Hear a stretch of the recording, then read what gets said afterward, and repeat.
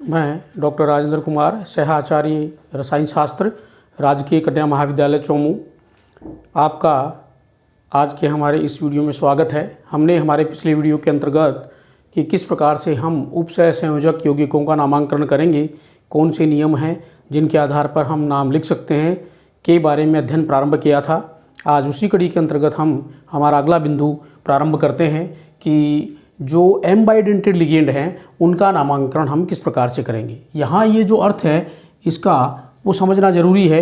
M bidentate यानी दोहरे दंतुक ligand, उनका नामांकन हम करते समय क्या सावधानी रखेंगे। दो चीज़ें आपने पढ़ी थी कि एक तो है डाइडेंटेड लिगेंड और एक है एम बाइडेंटेड लिगेंड। दोनों में क्या अंतर है? बेसिक डिफरेंस क्या था कि जो डाइडेंटेड लिगेंड हैं उनके अंतर्गत एक ही समय में जो उपस्थित दोनों डोनर एटम हैं वो अपने इलेक्ट्रॉन पेयर दे करके कोऑर्डिनेशन बॉन्ड बना सकते हैं। लेकिन एम बाइडेंटेड लिगेंड किसको कहते हैं? जिसमें एक से अधिक डोनर एटम होते हैं लेकिन एक समय में मेटल के साथ में केवल एक ही डोनर एटम अपना लोन पेयर दे करके उसके साथ में कोऑर्डिनेशन बॉन्ड बनाता है। जैसे फॉर एग्जांपल यहाँ हम बात करें कि मेटल के साथ में ये है SCN यानी कि थायोसाइनेट, तो थायोसाइनेट कन्वर्ट हो गया थायोसाइनेटो। अब यहाँ पर जब भी हम इस प्रकार के संकुल यौगिकों का नाम लिखेंगे तो उनमें यदि इस प्रकार के लिगेंड उपस्थित हैं जो कि एम बाइडेंटेड लिगेंड की श्रेणी में आते हैं तो उनका नाम लिख करके हम इस प्रकार से, यहाँ लिखा आपने thiocyanato dash S, capital S लिखा है। एस इंडिकेट कर रहा है कि इसका जो डोनर एटम है वो सल्फर एटम है। सल्फर अपने इलेक्ट्रॉन पेयर दे करके ये बॉन्ड बना रहा है, कोऑर्डिनेशन बॉन्ड बना रहा है। ठीक इसी प्रकार से जैसे यहाँ पर आ गया कि मेटल के साथ में NCS यानी कि इसका नाम है आइसोथायोसाइनेटो, तो आइसोथायोसाइनेटो में हम लिख सकते हैं थायोसाइनेटो N, यानी यहाँ पर एक्चुअल तो है थायोसाइनेटो। अब आपने इसको आइसोथायोसाइनेटो लिख दिया तो भी सही है, और आइसो ने लिख करके आपने लिख दिया कि थायोसाइनेटो डैश N लिखा है, इसका मतलब कि कोऑर्डिनेशन बॉन्ड थ्रू नाइट्रोजन बन रहा है। ठीक इसी प्रकार जैसे NO2 नाइट्रो ग्रुप है ये यहाँ पर, तो नाइट्रो लिगेंड है और नाइट्रो लिगेंड जो है बॉन्ड बनाएगा तो हम नाम लिखेंगे नाइट्रो डैश N, या नाइट्रो भी लिख दे कोई बात नहीं है, नाइट्रो। और यहाँ पर इस प्रकार से ONO है तो आप लिखेंगे नाइट्रो डैश O, और एक्चुअल नाम तो इसका हो गया नाइट्रो N यहाँ लिखेंगे और इसके लिखेंगे नाइट्रो O, यानी कि बॉन्डिंग थ्रू ऑक्सीजन है। तो मुख्य बात यह है इसके अंतर्गत कि जब भी हम इस प्रकार के लिगेंडों का नाम लिखेंगे तो हम उस लिगेंड का नाम लिख करके डैश लगा करके उसके बाद में जिस एटम के थ्रू उसकी बॉन्डिंग हो रही है, जिस एटम के थ्रू अपना इलेक्ट्रॉन पेयर दे करके वो बॉन्ड बना रहा है कोऑर्डिनेशन बॉन्ड, उस एटम का जो प्रतीक है वो भी हम वहाँ पर लिखेंगे। जैसे फॉर एग्जांपल एक एग्जांपल है अपने पास में इस प्रकार से NH4 ट्वाइस प्लेटिनम SCNS6, जो SCN जो है वो 6 लिगेंड इसके पास में जुड़े हुए हैं। तो इसका नाम लिखेंगे तो सबसे पहले, क्योंकि यहाँ पर इसके साथ में ये जुड़ा हुआ है अमोनियम, तो पॉजिटिव आयन है और पॉजिटिव आयन बाहर की तरफ है तो सबसे पहले इसका नाम लिखेंगे, तो हमने लिखा है अमोनियम। उसके बाद में इसकी संख्या, क्योंकि SCN जो है वो 6 की संख्या में, ये थायोसाइनेटो जो लिगेंड है वो 6, तो हमने लिखा है hexa thiocyanato dash S। S indicate कर रहा है कि ये बॉन्डिंग थ्रू सल्फर कर रहा है। उसके बाद इसका नाम, किसका? मेटलाइन का नाम, तो मेटलाइन है प्लेटिनेट फोर्थ। यहाँ पर आपने यहाँ पर लिखा है प्लेटिनेट फोर्थ। क्यों लिखा है प्लेटिनेट फोर्थ अपन आगे पढ़ेंगे, लेकिन यहाँ जो आपने लिखा है प्लेटिनेट फोर्थ, फोर्थ क्या है? इसकी ऑक्सीकरण अवस्था प्लेटिनम की, वो हमने लिख दी इसके अंतर्गत। तो इस प्रकार से ये जो लिगेंड है इसका नाम लिख करके हम डैश S यानी लिखा आपने बॉन्डिंग थ्रू सल्फर हो रही है। दूसरा एग्जाम्पल देखिए, for example chromium NH35 ONO+2 charge इसके ऊपर बैलेंस बचा हुआ है, तो यहाँ पर ये हो गया पेंटाइमिन पहले, क्योंकि इनमें से नाम हम किस लिगेंड का लिखें जो अंग्रेजी वर्णमाला के क्रमानुसार पहले आ रहा है, तो यहाँ लिखा हमने पेंटाइमिन। उसके बाद में नाइट्रो क्रोमियम, तो नाइट्रो डैश N लगाया आपने, nitro dash N chromium third ion, एक तो ये हो सकता है, और एक हो सकता है इसका नाइट्रिटो डैश ओ। अब इसके अंतर्गत देखिए कि बॉन्डिंग केवल किसके द्वारा हो रही है, यहाँ इसके द्वारा, ऑक्सीजन के द्वारा हो रही है, तो यहाँ इसके अंदर आएगा nitro dash O, that means oxygen के थ्रू इसकी बॉन्डिंग हो रही है। या हम लिख सकते हैं इसको नाइट्रिटो डैश ओ, यानी कि थ्रू ऑक्सीजन, इसका नाम है नाइट्रो डैश ओ। बिल्कुल सही है, क्योंकि नाइट्रो है, बॉन्डिंग थ्रू ऑक्सीजन हो रही है। या हम लिख सकते हैं नाइट्रिटो डैश ओ, क्योंकि ONO का नाम है नाइट्रिटो। ठीक इसी प्रकार नेक्स्ट जो एग्जांपल है वो दे रखा है CH3 4N, यानी कि टेट्रामेथिलएमीन। ये है टेट्रामेथिलएमीन, उसके बाद में कोबाल्ट के साथ में NCS4 लिगेंड जुड़े हुए हैं। तो यहाँ हम लिखेंगे टेट्रामेथिलएमीन, क्योंकि इसमें ये संख्या 2 है, लेकिन इसको कोई मतलब नहीं है इसका, ये नहीं लिखते, हम प्रदर्शित नहीं करते हैं। फिर उसके बाद में है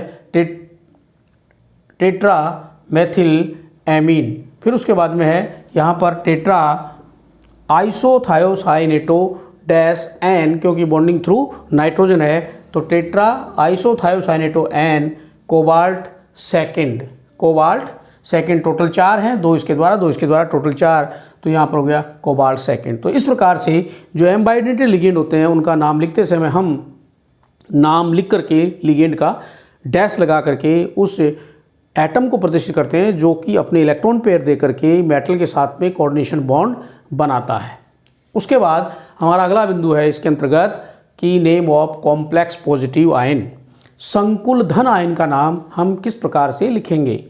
बिल्कुल सिंपल है, इसके लिए ध्यान रखेंगे आप कि संकुल धन आयन का नाम हम उपर्युक्त जो नियम हैं, कौन से नियम, जो अब से लेकर के अब तक अपन ने पढ़े हैं कि लिगेंड का नाम कैसे लिखेंगे, कॉम्प्लेक्स साल्ट है तो उसके अंदर लिगेंडों का नाम में कौन सा क्रम फॉलो करेंगे, सारे बिंदु ये जो अब तक पढ़े हैं कि उपर्युक्त नियमों के अनुसार ही जो कॉम्प्लेक्स पॉजिटिव आयन है उसका नाम लिखते हैं। परंतु उसके अंतर्गत जब नाम लिखते हैं तो अंत में हम IU, यहाँ पर पॉजिटिव आयन है तो अंत में ION शब्द जरूर लिखते हैं, क्योंकि उसके ऊपर चार्ज बैलेंस के रूप में बसता है, तो वहाँ पर हम लिखते हैं ION, यानी कि आयन शब्द अंत में अवश्य लिखते हैं। जैसे फॉर एग्जांपल यहाँ दे रखा है कोबाल्ट NH36+3, उसके ऊपर बैलेंस बचा हुआ है चार्ज, जिसका नाम क्या होगा, पहले हम नाम लिखेंगे हेक्साएमीन, फिर उसके बाद में कोबाल्ट, और यहाँ पर थर्ड, क्योंकि यहाँ बैलेंस बचा हुआ है तो यहाँ पर लिख दिया थर्ड,